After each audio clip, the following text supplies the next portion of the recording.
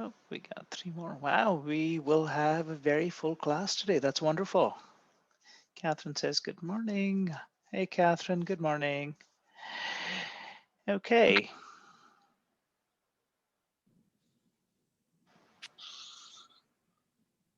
All right. Last option in case anybody has any burning questions before we get started with the class. I've had some students email me asking me about the gerontology program in light of the news that's come out about Laurentian University. And I just wanted to reassure all of you, nothing's happening to the gerontology program. It's not going anywhere. It's a robust program, good enrollment, and we are not Laurentian. The degree is from Laurentian, but the university is Huntington University, so we're not affected by the restructuring. Yeah, I mean, our relationship with Laurentian might change a little bit, but nothing's going to change in terms of how you do your courses and how you complete your degree. I mean, we are committed to make sure that nothing changes for you. So just thought I'd put that out there in case anyone was wondering what's happening. And there's no real news for anybody as such. But yeah, just thought I'd get it out there that keep doing what you're doing, and we'll keep doing what we're doing, and we're all good. Okay. Now, what I am going to do is I'm going to share my slideshow. I'm going to turn my video off a little bit. I tend to do that to conserve bandwidth. But if you can't hear me, or if you wish to not speak up when you respond, or you want to put it in the chat window, that's absolutely fine. If you just see slides moving but no voice, then obviously there's an audio problem. So somebody just put your hand up or say something so we can get things back online. All right, other than that, we are good to go. We are still on chapter 6 of your textbook. We spoke a little bit about observation checklists, and so on. Hi, Suzanne. I was able to make it. Oh, good, good, excellent, excellent. So I'm going to go ahead and share my screen. Okay, 3, 2, 1.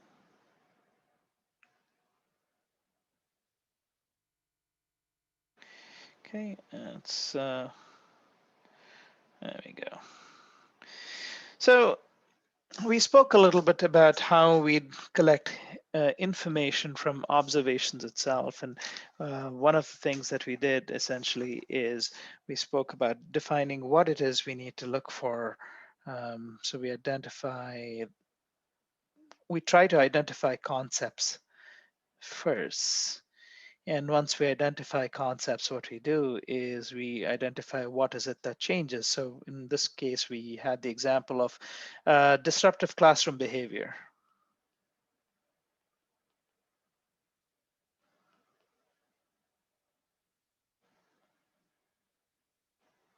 Right? And then we said, well, we have to identify variables. So it might take initial couple observations to figure out what the different variables are. So let's say your variables are a bunch of different things. Plays with hair. I don't know, throws eraser.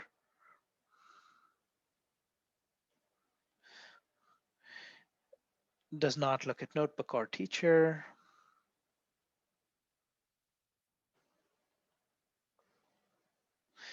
What else? Requests bathroom breaks frequently.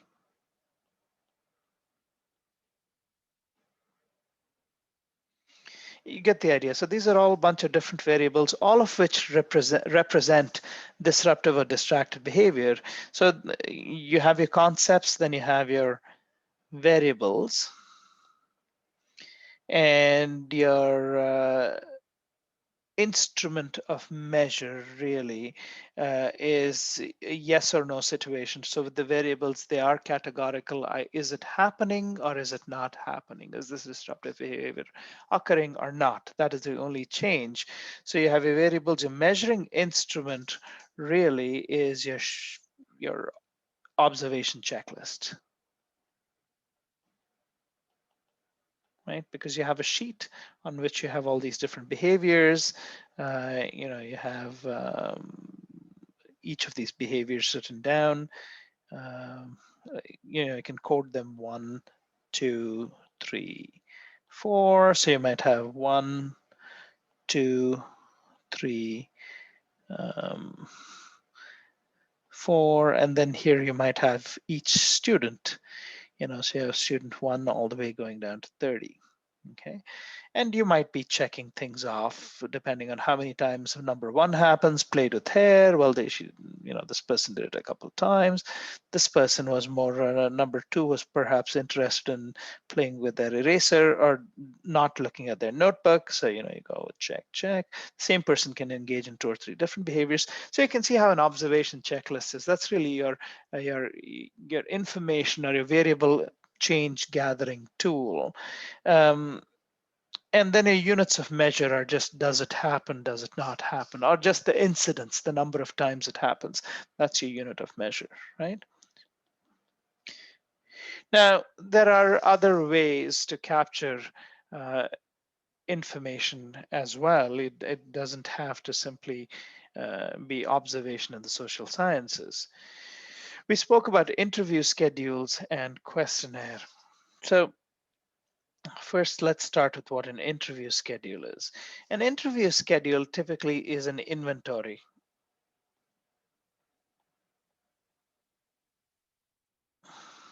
Or a bucket full of questions, a lot of questions. You don't necessarily use an entire interview schedule during an interview. You will take, there will be a few questions of each type capturing a certain concept. You might use one or the other depending on what kind of luck you have gaining information. So that's what an interview schedule is. A questionnaire is very straightforward. We all answer questionnaires all the time. It's essentially a question. So whenever we create interview schedules or we use interview questions from a schedule, or we create questions for a questionnaire, one of the things we have to do is we have to make sure that they capture relevant information. There are some rules when you set up interview schedules and questionnaires. So if you go to if you go to basically your textbook, let me see if I can track the page down for you.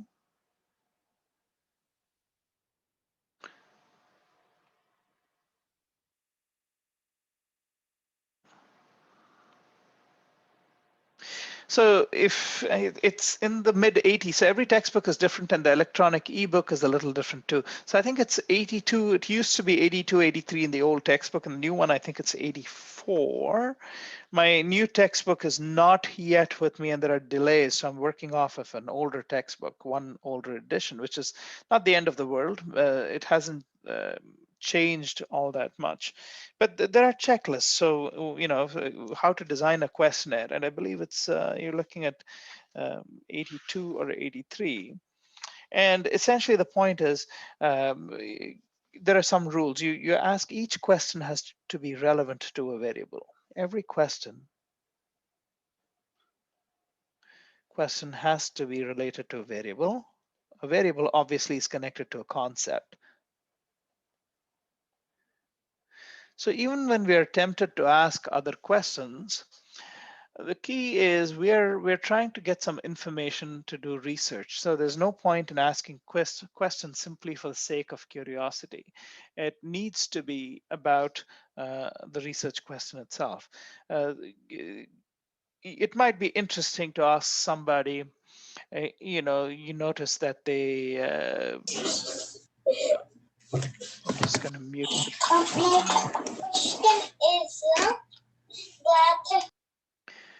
So it might be tempting to ask people other questions because it's quite interesting. So for example, when you're interviewing, say, somebody from the LGBTQ community, and they're very successful financially, A, B, and C, they have a good life, it might be tempting for you to kind of ask questions related to their partners, their long-term relationship, their short-term relationships, and so on.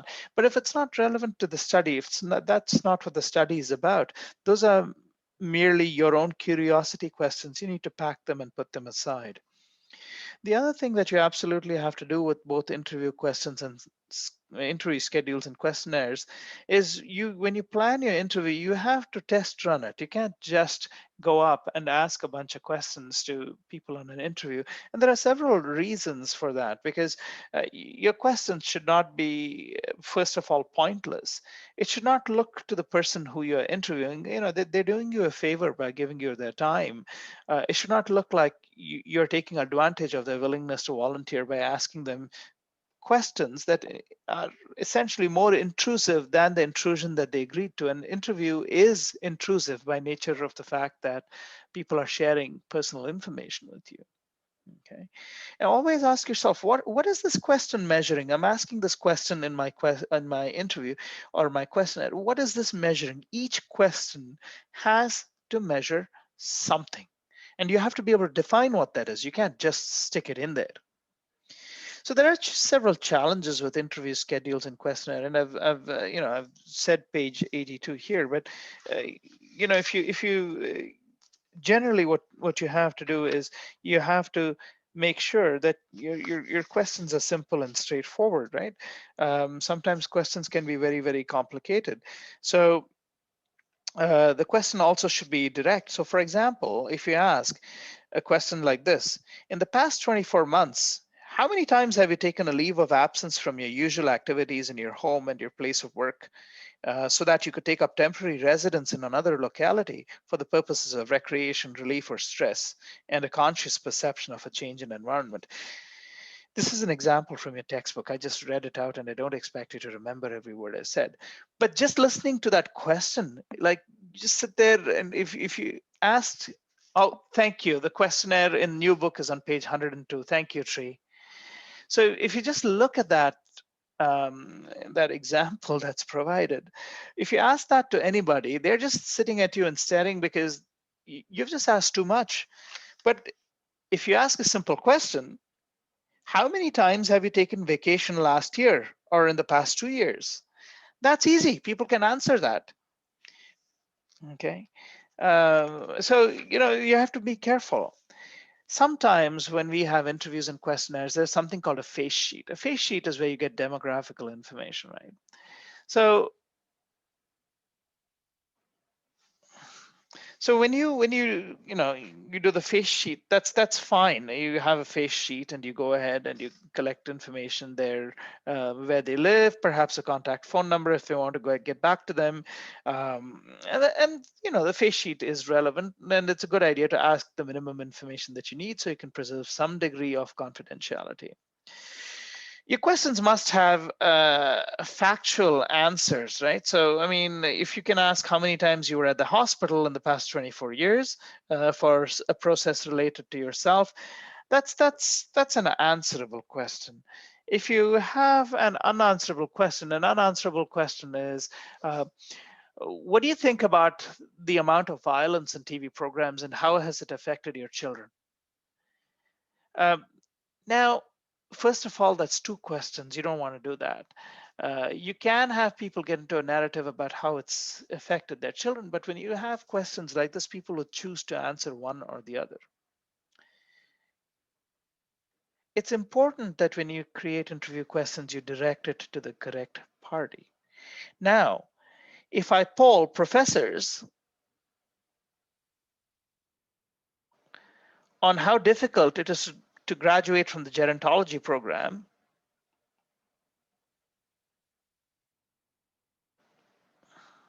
is that a fair audience, or is that a fair question to ask to professors? No, it isn't. I mean, how would a professor know the experience? Thank you for whoever put the cross mark. It doesn't show instantly. Yeah, exactly. So it's not a fair question because it's not possible for a professor to give you the experience of what it means to graduate. So you have to understand who the question is aimed towards. Your questions have to be inoffensive. I mean, you can't ask questions like, "Do you still eat with your hands in your country?" I mean, that's an offensive question, especially for example, several South Asian cultures. People use their fingers to eat food. Yeah, they wash their hands afterwards. They're not shaking their hand with their food-stained hands. Um, But so to say things like, oh, do you still, things like that, which are deprecating, condescending. So you have to make sure the questions are inoffensive. Try not to use abbreviations in your title. So for example, if you're interviewing a bunch of caregivers for older adults, even though they understand what it the different actions that refer to say the activities of daily living, if you start putting things like how's the support for your parents to get their ADLs and IADLs done, do you think that's a fair question for most caregivers? Some of you work in long-term care homes. What do you think? I don't think they'd necessarily know. I think you'd have to specifically talk about the specific action. There might be some family members who understand what that is, but there's no point in having abbreviations or using titles that they don't understand in a questionnaire. Again, don't ask multiple issues in one question. What do you think of Canada's open door immigration policy, and how do you think it's affecting car sales in Canada? No, I mean, they're two separate issues. Don't combine them in one question. Um, Colorful language is often something you want to avoid. So you often get this in media polls. Media polls are often quite irresponsible, and what they will do is they will ask you questions such as, you know, if they're talking about, I don't know, um,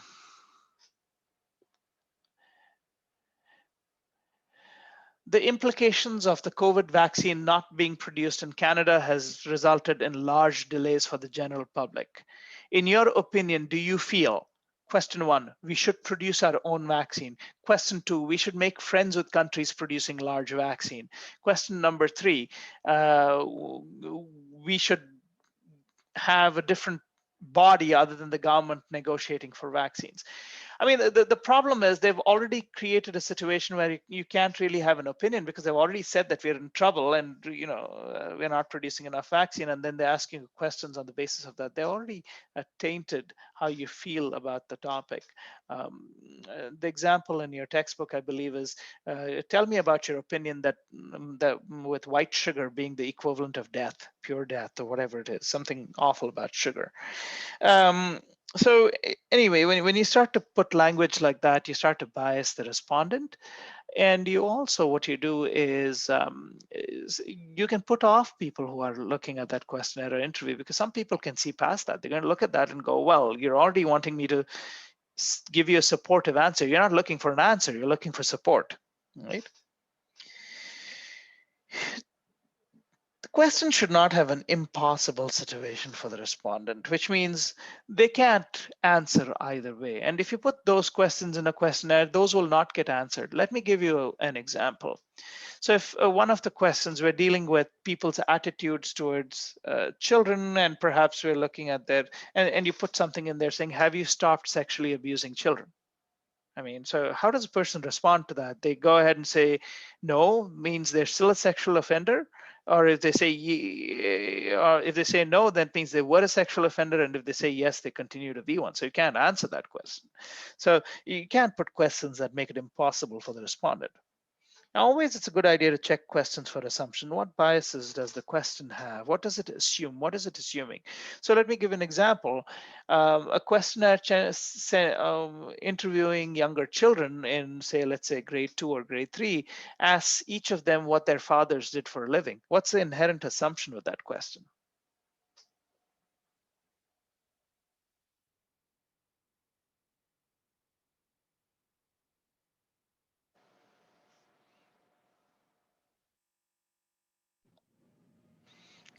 That they know their fathers? Yep, good point. Yeah, Steph, Casey, same idea. First, they know their fathers, or they even have fathers living with them. What about same-sex couples, right? So it avoids a lot of people, right?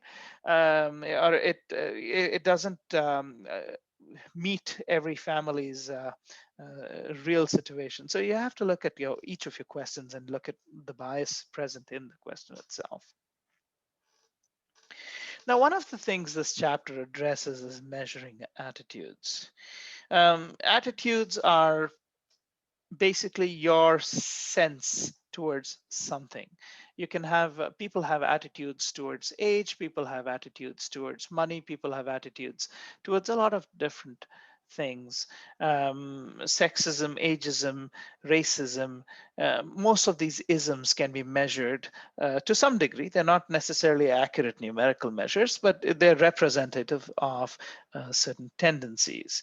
So for example, if you want to test the hypothesis, say you have access to a bunch of younger people, younger adults, who are happy to, respond using a Likert scale system. And just before we move further, attitudes are typically, an attitudinal scale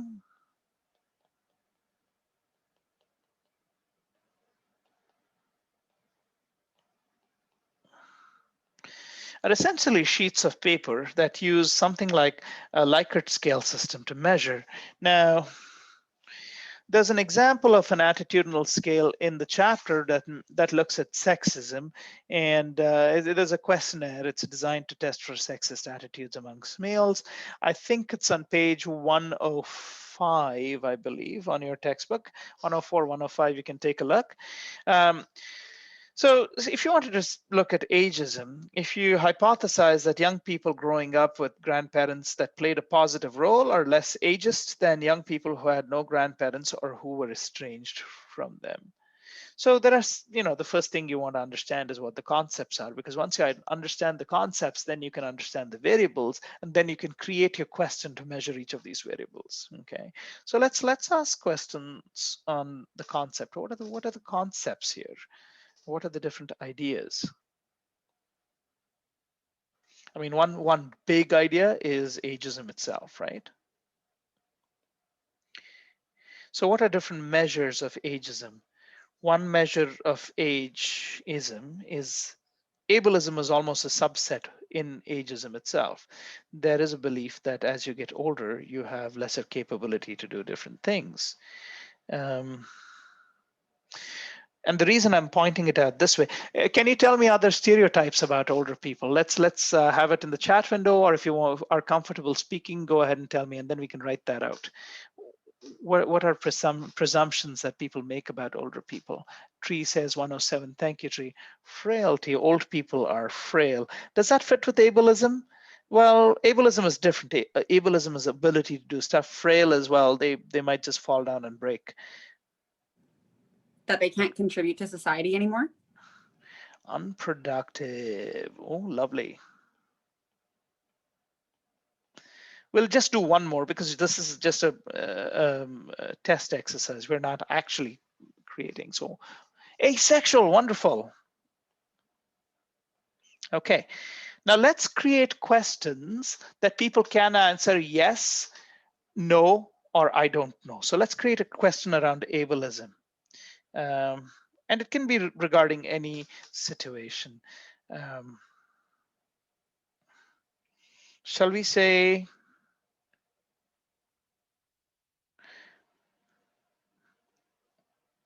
older people should not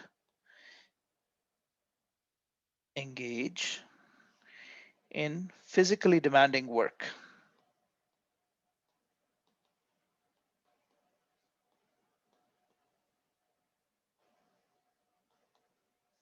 Okay. Frailty. Let's try to make a question, or let's try to make a comment about that, because for each of these, we're going to pretend that respondents can answer strongly agree, neutral, disagree, strongly disagree. Let's say something about being frail.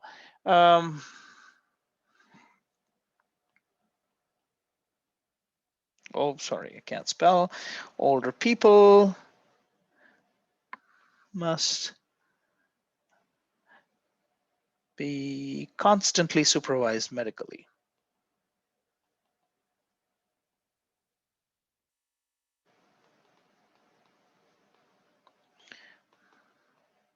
Something that suggests that they're medically or physically frail, unproductive. Let's make a sentence that I mean, you may know it's not true, but we have to make it so that some people will respond to it saying, oh, yeah, yeah, absolutely. Older people must retire and make way for younger people.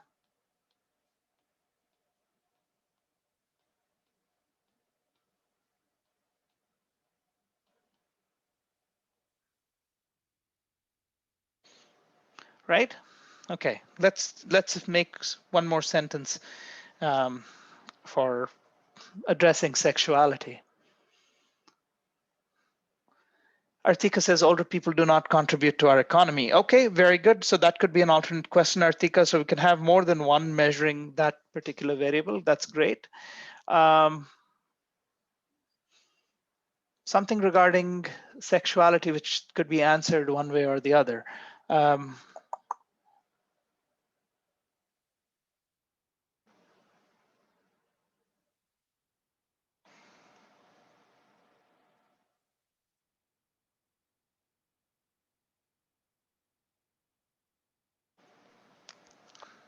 Steph has a good one in the chat.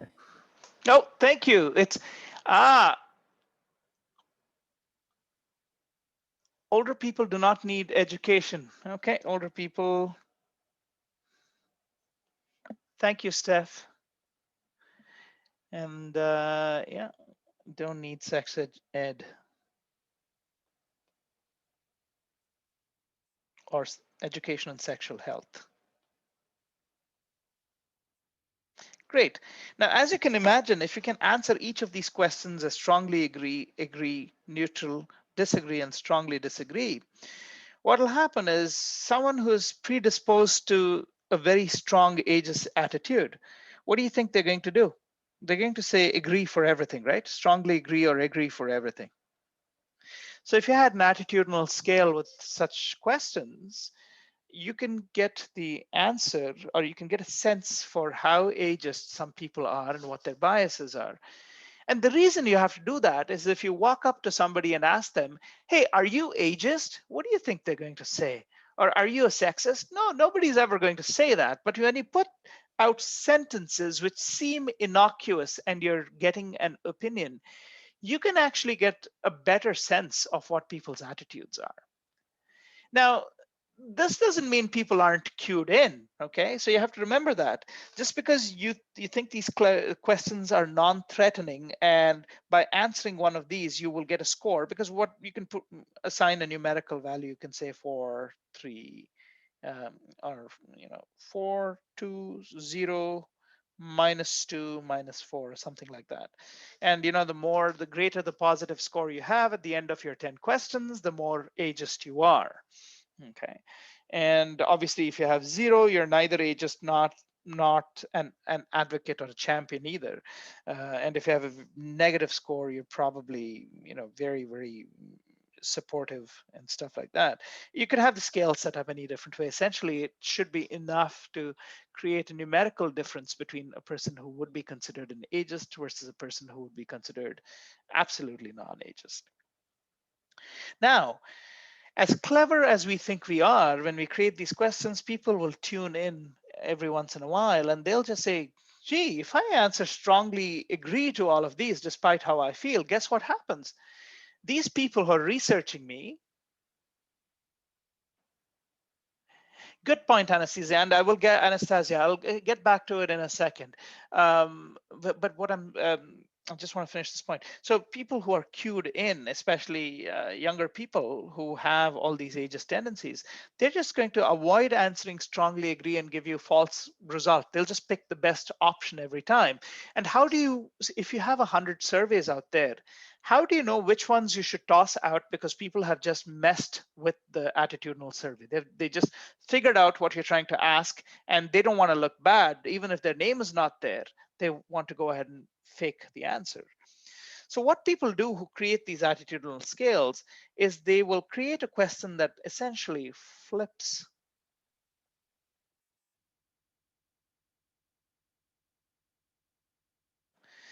So what that means is they will have one question where they will turn one of these sentences around and the scale gets reversed, or the scale reverse or flip the scales. So what they do is, instead of counting up the total score, they will count up the total score, but they will look at the score on these two individual questions, which are essentially meant to be trick questions. And if people just put strongly disagree to everything so that they don't look ageist, these two questions are also marked strongly disagree, then they know that this person was just lying, and they'll toss those surveys out because you can't get a true sense of their attitude from these surveys.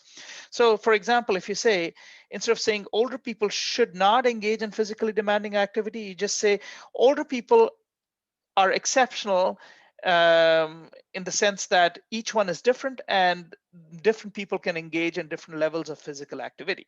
Okay, so that's a very supportive, positive, uplifting statement, and you can have the same scale down. If someone's just going ahead and saying strongly disagree, strongly disagree, strongly disagree, strongly disagree to everything, and they click strongly disagree for this guy too, then you know the moment you looked at it, this person has looked at the first few questions, they've decided what they're being measured for, and they've decided that they're going to lie on everything so that they feel better about themselves and perhaps feel better about you know, they don't think they're being judged. So that's an important concept about reversing the scale or flipping the scale when you use attitudinal scales to measure stuff. Now I'll get to Anastasia's comment. Many older adults I've worked with don't know the word ageism. Their outlook and worldview may be different on these topics, and how you word these questions are very important. That's very true, Anastasia. If you're so, for example, this ageism scale isn't measuring the attitude for older adults. It's more for younger people who are ageist. But yes, if you were measuring attitudes with older clients, say you're looking at their opinions against immigrants, okay, or you're looking at their opinions against, say, for women or whatever it is, you're measuring sexist attitudes in older men, you'd still follow the same principles. So yeah, how you word these questions are very, very important, because you want to measure an attitude in a person that they're not going to come out and tell you right away. Okay, that's what you're trying to do. So you have to be smart about it, and you can't be offensive either. I don't know if that addresses your comment, Anastasia. Yes, it does address it. The one thing I was going to say too is, even I've found with the general public sometimes, especially in the younger generation, when I talk about a lot of this stuff and they ask me questions, sometimes too, I don't realize I'm so used to using the terminology that we're taught in the course that when I start asking questions, I go, what's ageism? What does that mean? It sounds super complicated. I have to step back and kind of think, okay, how can I reword this in a way that, like, my partner's from forestry and environmental protection? I have to think, okay, how can I explain it that they'll understand it? And that's, I think, a huge thing when asking questions, is to try to think about how to reword questions depending on your audience as well. That's And true, and that's, so you know, the people don't most of these scales don't tell you what they're measuring, which is how a scale should be. If they tell you what they're measuring, the point is you already know to be thinking a certain way and responding a certain way. So they don't necessarily tell you the attitudinal scales. They're just a bunch of questionnaires, and usually they allude to something which is not a lie, because you're not supposed to deceive participants unless there's a reason to do so. And sometimes when you do attitudinal measurements, it is ethical to deceive, because if you gave out the answer as to why you're making that measurement, then you'd have a problem. Cassidy's comment: mental illness attitude from older populations must be interesting. Again, you know, when we start to say it is going to be different because they're a different cohort, but the older population is diverse. So it completely depends on each person's exposure to different things. If I know several older adults who have grandchildren with autism, ADD, ADHD, and their view on mental health and mental illness is quite different from people who have what is considered quote unquote neurotypical children, who don't get it, who just thinks it's you know, it depends on how the parents raise them, and they don't understand it at all. So it's interesting. But anyways, so the idea is we're talking about different methods of measurement. So attitudinal scales are important. Take a look at the example in your textbook. I think it's very cleverly done, and I think it's an example of measuring sexism in males. So, sorry, this is just, I often don't remember that I have a slide explaining what I just did using my pen on my iPad. Doesn't matter. But basically, even when we measure attitudes, each question must measure, should have a scale. So your scale typically goes from strongly disagree to agree. So it's a 5-point scale. Doesn't mean you have to have a 5-point scale. You can have a 7-point scale too. You can have a 10-point scale. People can give you a number from 1 to 10, 10 being strongly agree, 1 being or 0 being not agree at all, and so on. And the reason you measure attitudes is you can't go up to a person and ask them, are you ageist? With ageist, as Anastasia pointed out, there might be younger people also who don't get it. They might say, what do you mean ageist? They might not know what that means. And that's the reason we use questions that represent attitudes, and we use a Likert scale. They convert that into numerical response, and to rule out manipulation, we reverse scales on several questions. So the question is, if you are trying to create an attitudinal survey on ageism, say your interest, because some of you work in long-term care, you're really interested in finding out, yeah, I have all of these peers and colleagues who work with me, but even though they care about older adults, are some of them ageist? And if your ethics board approves, just to find out attitudes, usually ethics board may not approve because they're your colleagues. But let's say in a pretend make-believe world, they do approve it. Then the question is, how do you get these questions? Where do you get these questions from? And then how many questions do you ask? How many issues do you address? So usually it's easy to use existing polls. That's the easiest way. Then a spin on it is, suppose you don't have anything very specific. Say, for example, you want to measure attitudes towards students using ADD medication to be able to focus better for exams. It's Ritalin-based stuff.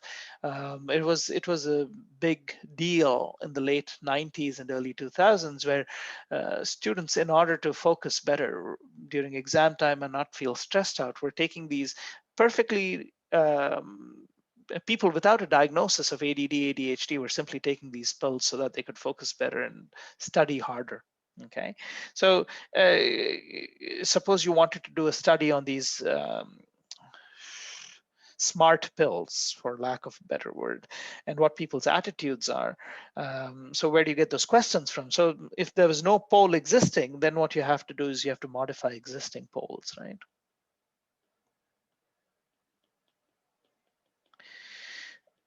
So you may not get anything regarding the use of Ritalin as a study aid, but you might get questionnaires which was used on bodybuilders about performance enhancing drugs. Quite relevant, okay? In different contexts, but still relevant, and you can tweak them and modify them. Then how many questions do you want to ask if you're measuring attitudes or anything? People are going to give you 5-10 minutes of their time. They're not going to sit down for 3-4 hours, especially if you're doing like a big large scale event. You probably have 100 sheets handed out. So how many questions? Usually from a student perspective, if you're doing a student research project, 15 to 20 is a decent number.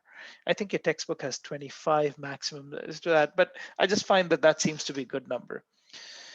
Typically, an attitudinal scale will only have one issue that it's measuring.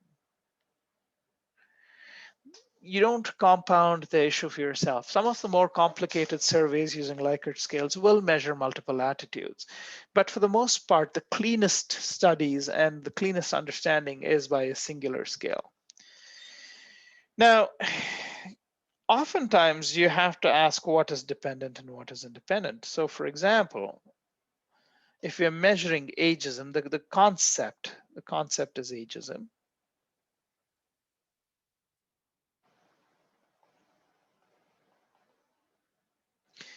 And if we have a hypothesis, so you might want to initially ask the question, who is or what percentage of the population is ageist? And that's interesting on its own. But you might be interested in knowing what makes people ageist. And one of the measures, one of the face or biographical questions might be, or one of the questions might be, would you consider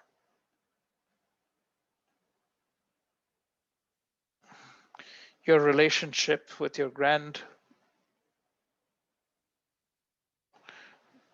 with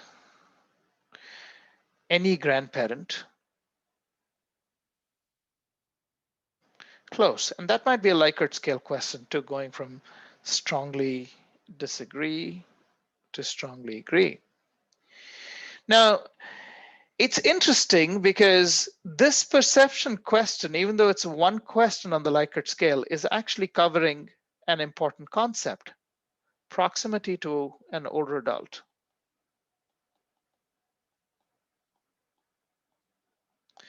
And that actually makes up the independent variable. So what we're basically asking, or what we're saying for the independent variable, which is a categorical variable, or it may not be categorical because it's a scale and you're saying 1, 2, 3, 4, or 5. What we're saying is the closer affiliation that you have with an older adult, the less ageist you're likely to be. So you are measuring your independent variable as part of your Likert scale system or your attitudinal scale. And that tends to become your independent because you're saying each one has a different amount of proximity with their grandparent, okay? The dependent becomes, are you an ageist or not, based on whether you're close or distant from your grandparent. You might want to put a second question there to measure proximity. You might ask, how close are you? And I guess that would capture it. Most people understand that question and can respond to that question reasonably well, okay? There are other scales that you can use as well. You don't have to only use Likert scales. Likert scales are useful. They measure attitudes. But sometimes when you're getting public opinion, you can use ranking scales. So in ranking scales, what you do is, let's say I'm going down to Tim Hortons and I'm taking a bagel order or a donut order from 5 of you. Make believe world, we can't go to Tim Hortons right now, at least not till 11. But let's assume hypothetically I could go and get each of you a donut. We don't know what donuts are there at Tim Hortons on campus.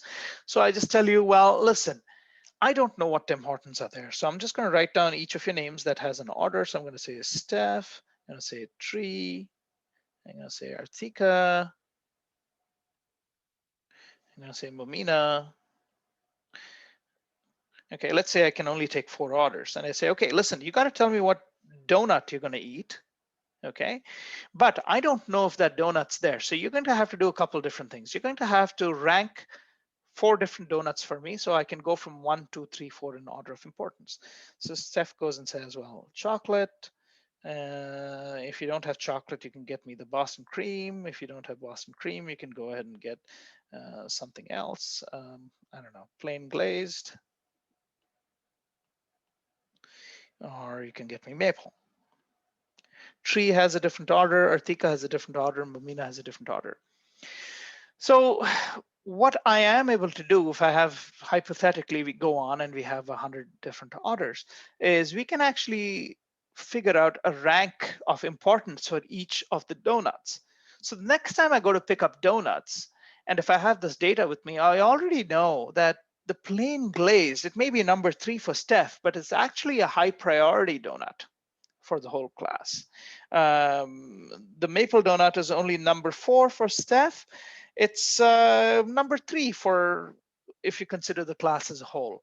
So it's this kind of a scale as a ranking scale. And you can create ranking scales for a bunch of different things. What ranking scales do is ranking scales give you the sense of preference for a larger group. Okay, they don't necessarily measure individual attitudes, but they measure attitudes of a group in general. So that's what ranking scales are all about. Now, So we can collect information using observations, using interview schedules, using questionnaires, using your attitudinal scales. But one of the ways that we do get a lot of information is from statistics and by examining records. Okay, statistical information you get from different sources. You have Canadian Institute of Health Information, CIHI, you have Stats Canada, you have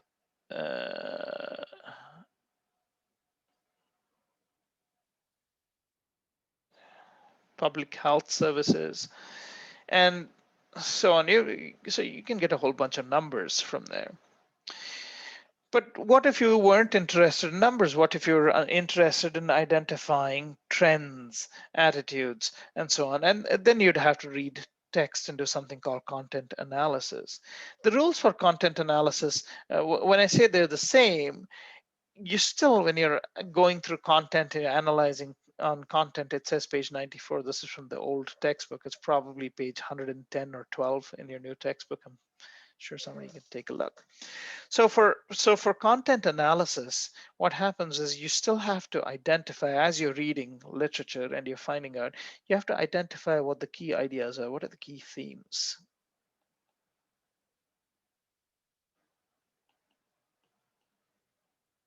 Ideas. And then what you do is, when you see representation 113, thank you, Tree. So it's 113 on your new book. Okay.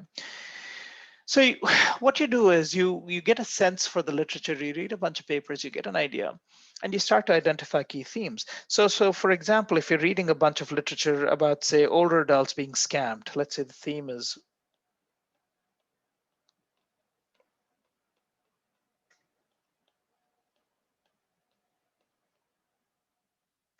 okay. So let's say that is the theme, and you're basically looking at media coverage of this theme. So you're looking at news articles, okay? So there might be several key themes here. Several key themes that you might discover is phone numbers appear to be local.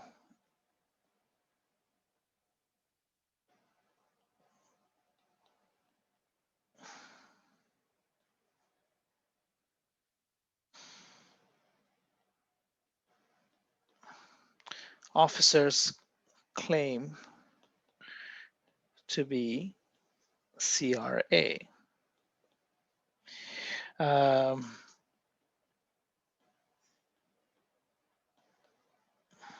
Threat of arrest, jail time, seizing of accounts,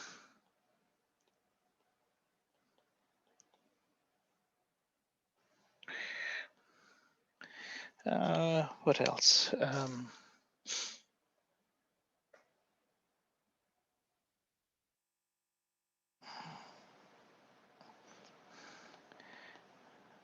Methods of resolution.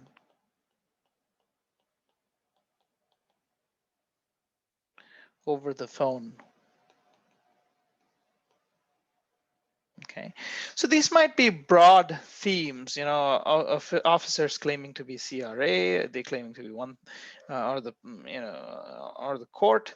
Your phone numbers tend to be local, and these might be different themes that you might pick up while you're reading all of these accounts. Okay, now what you might read is they might be worded differently depending on what news article you read. They might not read exactly the same way, but in general, these are the ideas you're looking for.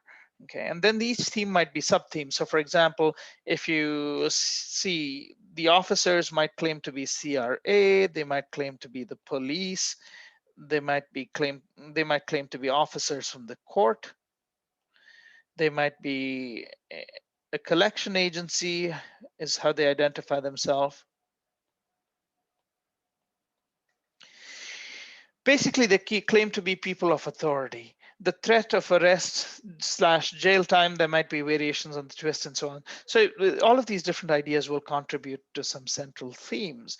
So you code for themes, you code for sub-themes and so on, and then you start to look at what is the general picture that's happening. So even when you do content analysis, you have to identify concepts that come out of your thematic analysis, and you have to identify what is it that is different or changes. And while you're analyzing the content, how are you capturing the change? So you're looking at key concepts. A person of authority is a concept. Okay. What changes is nature of authority. So who the officer is. How are you capturing it? You're just recording it as sub-themes. Recording as sub-theme, and your measuring instrument is just your notebook, research notebook in this case. Okay, and this idea of having the systematic work down where you identify your concepts, your variables, your instrument of measure. It's no matter what you do, you have to go through those steps. That doesn't change. Okay, so we are at 12:21. We have a good number of minutes, so we can do this, and I'll leave this on. Imagine you are interested in studying the spending habits of older adults. Using this topic, do the following. Okay, so there are A, B, C, D, E, F, G, 7 questions. So I don't want to put you in breakout rooms because then you lose access to the screen, but perhaps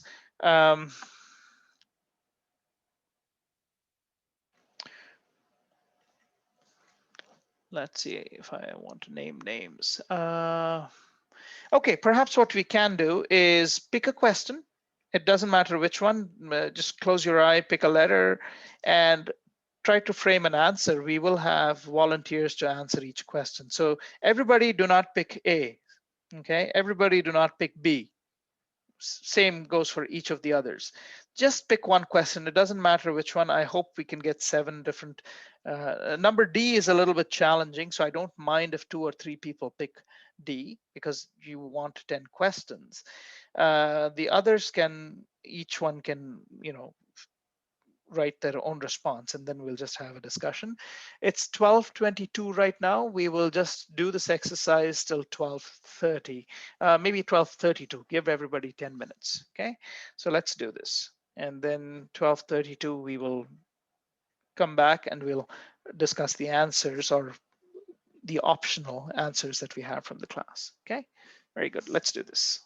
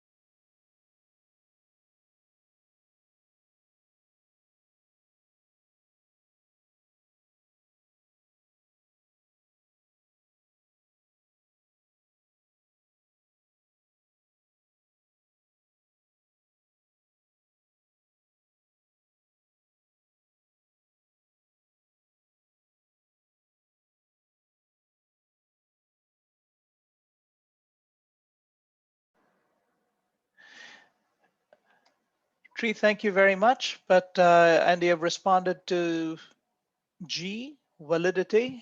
Have participants save and provide receipts of all purchases during a 4-week period. Reliability, compare it with studies conducted in other downtowns. Thank you, Tree. I think that's a good suggestion.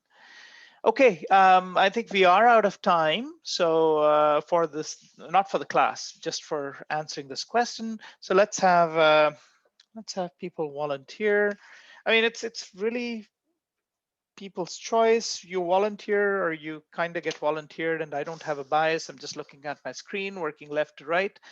And since you don't know what my screen look like, you don't know if you will be volunteered or if you will have the option to volunteer yourself.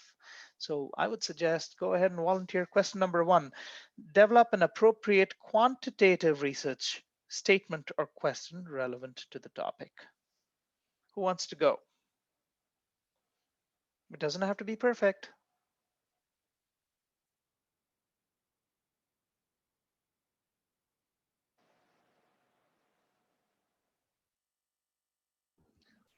I have older adults have more money to spend than the younger generation. Okay, so And you're I doing don't know if I did anything correct. No, you're asking a comparative question. And so let's say your research statement says it's a hypothesis. So you're saying you hypothesize that older adults have more disposable income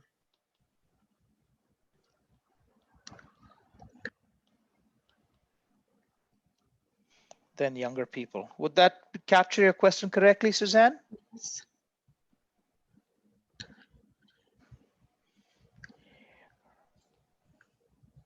Okay, and this kind of a study would be a comparison study. We'll get into the different types of studies. I think you've all seen it in research literacy. We'll just get into it. Whether there's going to be a review at some point. Okay, so that's fine. It's an appropriate, more or less is comparable, and then we can start to look at, we can operationalize it, and we can assume that we can get to a point where we can look at what we mean by disposable and what the money gets spent on. Does anybody else have responses to this for the research statement or question? Go, Steph. Yeah, I was curious to see if there's a relationship between saving money and engaging in physical activity. I mean, I know that might seem like a tenuous connection, but I was thinking that if an older adult was more optimistic about their future, they might be more likely to save, and one way of kind of measuring how invested they are in their future is also the amount of physical activity that they're engaging in.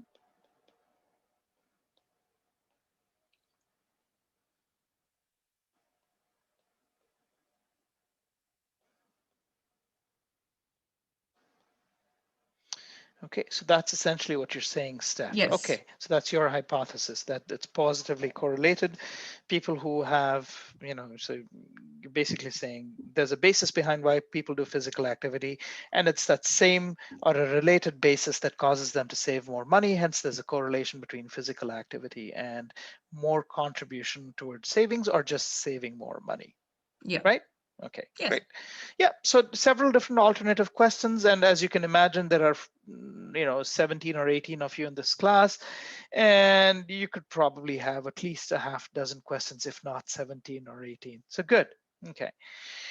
Now, given that we have, given that we have these 2 questions, can we identify what the concepts are and specify the variables? So since Steph has been kind enough to give us the concepts, physical activity and savings, I want somebody else to jump in and identify the variables. Let's assume that these are the concepts. Unless you have a different research question and you want to identify the concepts there, that's fine. But somebody else, I want you to jump in and identify the variables here. What could be the variables? What are the measurables for physical activity? What are the measurables for savings?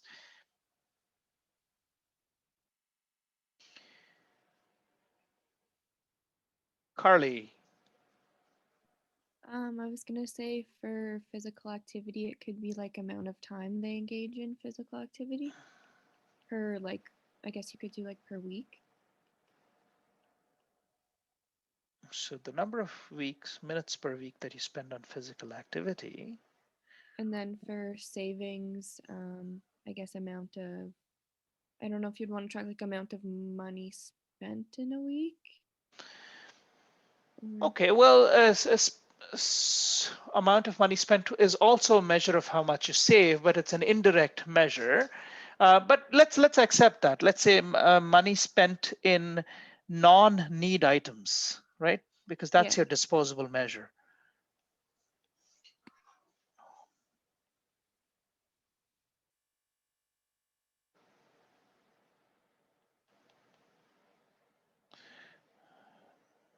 So basically, but this would be a negative relationship because you're saying the more fit you are, the less likely you are to spend money in non-need items, if you believe Stephanie's hypothesis to be true. You might create an alternate hypothesis saying the more physically active you are, the less you see a reason to spend, right? Because you're like, oh, I'm fit, nothing's going to happen to me. Why do I need the extra money? Right? So it depends on what you're trying to measure and what attitude you believe for your hypothesis. And as a researcher, you have the freedom to pick this, you have the freedom to pick this, it doesn't matter. But yeah, so thank you. Those would be reasonable variables. Okay, good. Okay, so thank you, Carly. Now develop a strategy for recruiting participants to interview. Okay, that's just the starting. So let's answer the question, how many participants will you need? How many participants should we have for an interview? What's a reasonable number? I know this, we have never spoken about this, so it's out of the blue, but just ballpark, spitball. Artika says she wants to interview 100 people. Anybody else?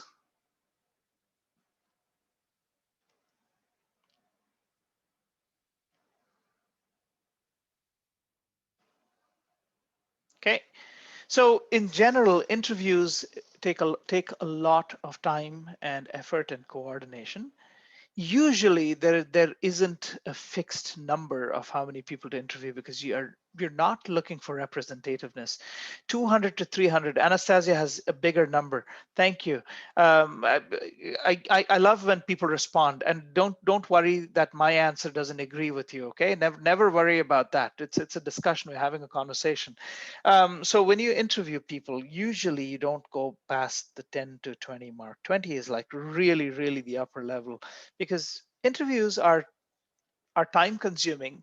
They have a lot of depth and richness of data, and you get a lot of information from them. So on average, people enter, if you have 20 people, that's a pretty rigorous interview schedule.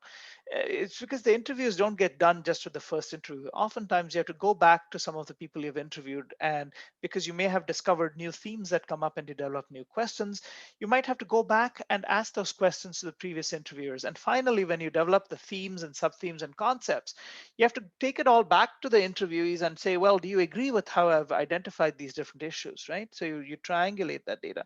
So usually 10 to 20 is a good number.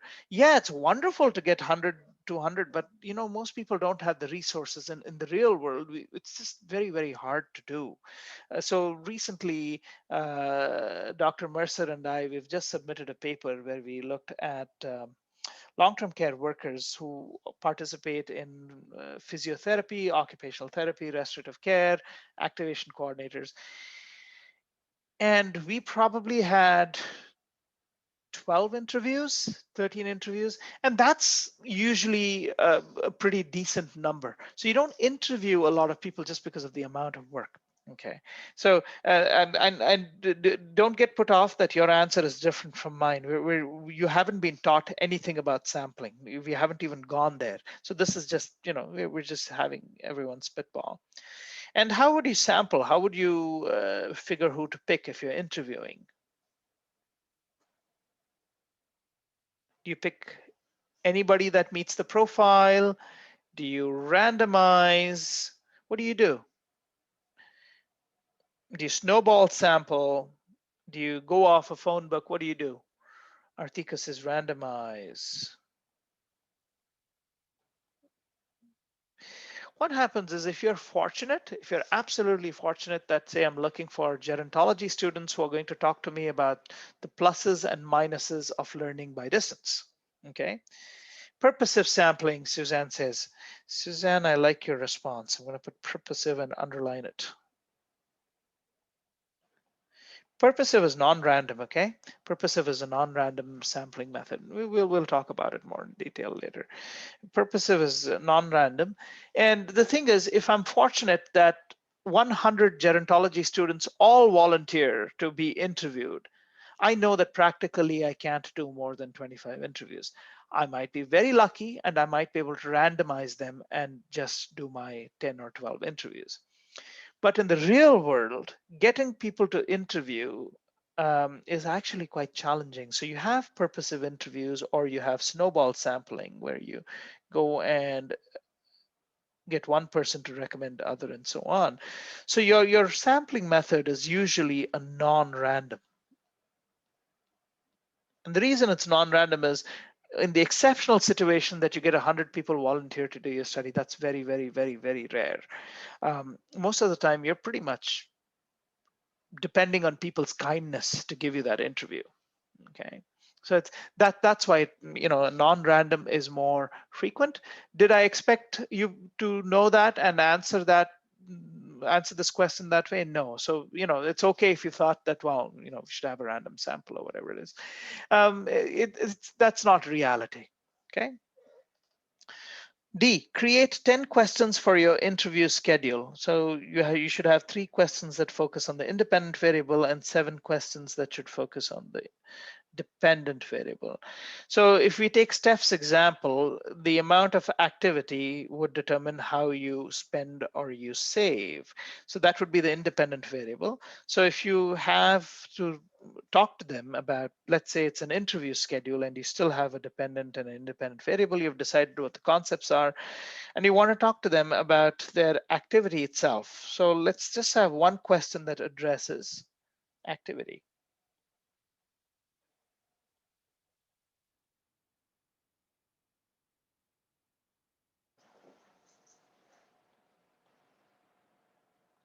Anybody?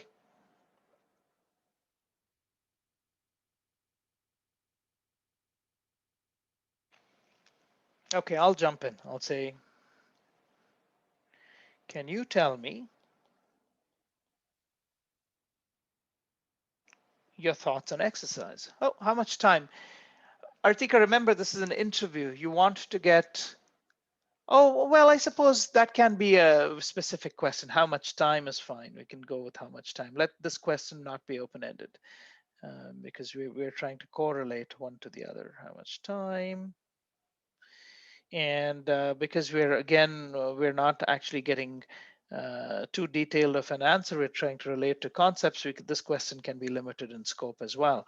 So spending, anybody want to toss a question in there that you're interested in terms of understanding this hypothesis?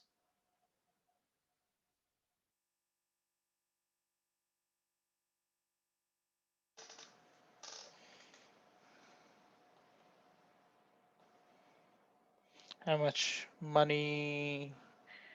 Or we can have other measures if people are uncomfortable talking about exact dollar amounts. You can ask, how many times do you eat out?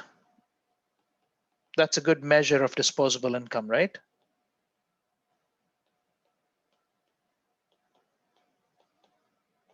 Okay. Or how many times a year do you go on vacation?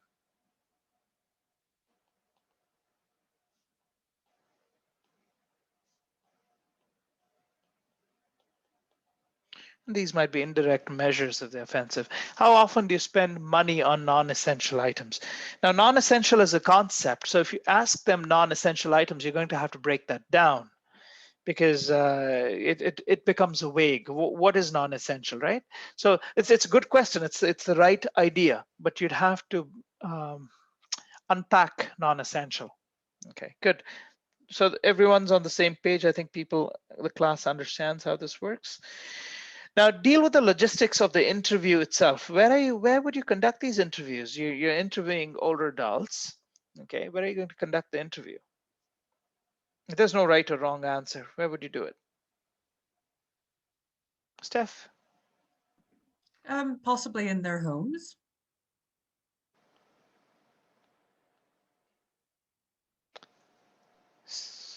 Older adult communities.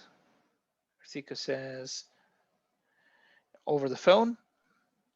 I think when talking to seniors and older adults about their finances, it needs to be a comfortable and private setting. Okay, good point. So where would you suggest? Their homes?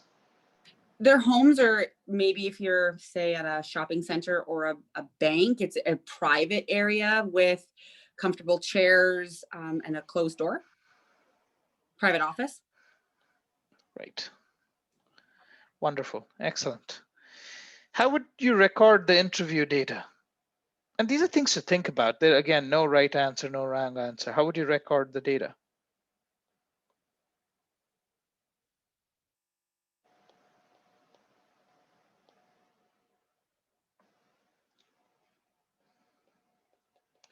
Thank you, Cassidy. So you can tell them, would you mind if I tape the interview? Steph says the same thing, digital audio recording, perfect. If they are not comfortable, Arthika has a question. What would a researcher do if a good number of older adults that you want to interview do not open their doors or answer their doors? Would this lead to convenient sampling? That's a good question, Arthika. I'm going to get back to this after we finish the issue at hand. Sometimes older adults may not be comfortable with you recording stuff because they always worry, well, how are you going to use that, right? So you may have to take notes. And I think that's what Suzanne refers to as verbatim. I suppose you're referring to note taking, Suzanne, because that's the only thing I can think of that would relate. So yeah, you might have to take notes. There is an inconvenience. Suzanne says yes. There is an inconvenience. Yeah, Cassidy says many older adults cannot get to the place where the interview would take place. Yeah, so if you want a successful interview, you really would have to work with your interviewee and figure out a place where they are not only comfortable, but they have some semblance of privacy, some sense of, that if they're not comfortable, you're not going to get good responses. You may even be denied the interview, or you might have people quit midway and all of those things. So yeah, mostly it's voice recordings and notes, but every once in a while you get really lucky where the person agrees to have a video recording. And this is important, particularly because people communicate verbally, but there is also a lot of nonverbal communication. So for example, they might be telling you one thing, but if you look at their body language, you can figure out that they're very stressed talking about the subject, or they're uncomfortable, or they're giving you a dishonest response, especially people who are body language experts and so on. And the tone of voice you could probably pick up from an audio, but when you match it up with the expression on the face, you can see how that question affects the responder and so on. So you have different options when you interview people, and for either of these options you have to get consent. Okay, last question. How will you deal with issues? Before we get to last question, Arthika's question, what would a researcher do if a good number of older adults that you want to interview do not open doors or answer their doors? Would this lead, so there are two questions you're asking. What do you do if people don't open their doors? Well, if you want to get in touch with people, and if you want to be successful and not have lack of access, it's a good idea that the older person knows to expect you. There are many ways to do this. So if you go to older adult community centers and you spread the word, and you have the older adult call you and you make an appointment, there's a pretty good chance that you will knock on the door and it'll open. Okay. You can also leave a door knocker or a package explaining the purpose of your visit. I don't know how people feel about that. If it seems like it's from the government or from an authority figure, then people generally don't appreciate that. But so it all depends. You get different approaches from different people. But in any case, if you just go randomly knock on doors, there's a good chance that they won't open, and there's a good chance they won't answer your questions. Would this lead to convenient sampling? Well, you are looking for older adults. So in a sense, it is purposive sampling. It is sort of a convenient sample. it's not randomized because you're not picking every person in the population. But at the same time, so it's kind of somewhere between a purposive and a convenient sample. So in your interview questions, how will you deal with the issues of validity? How will you determine that each question is a valid question?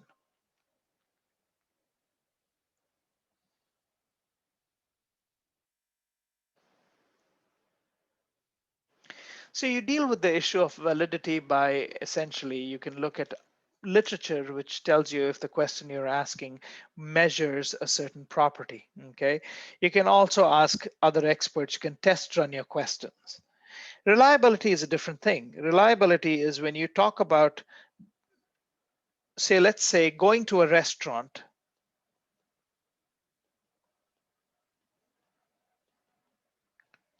Is a reliable measure of, let's say, disposable income, which is a concept. Okay. Now, the truth of reliability is no matter who you speak to, if they're able to go to a restaurant, they can claim to have good disposable income. So consistently, if you talk to 10 older adults and the question you ask them is, how often do you go to a restaurant in a month? And typically people that say 2 or more, if you come back to them and ask them, do you have money other than to cover your needs? Can you spend on other stuff? They should reliably be able to tell you yes. So that means being able to go to a restaurant more than X times a month is a reliable measure of a person's disposable income. Okay, so that's how you measure reliability. So when you take it back to like if you go from one person to the next, regardless of who it is, if they can tell you they go more than twice a month, they have disposable income. Then you know that that question is reliable.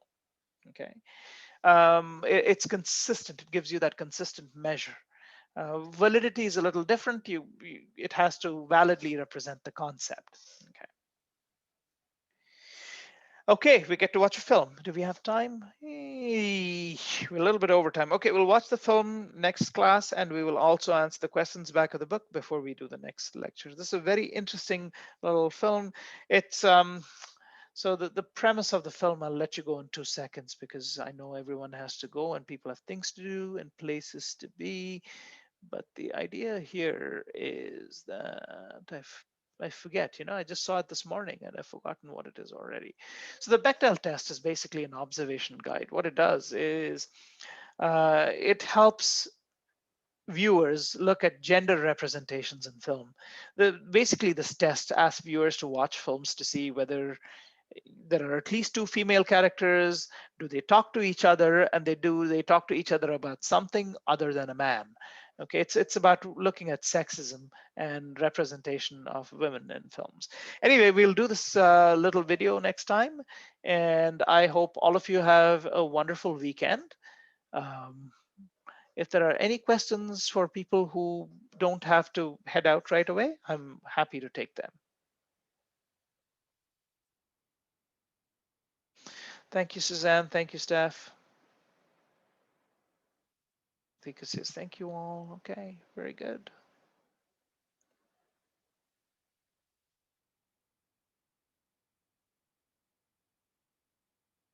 All right. Have a good weekend. See everybody on Monday.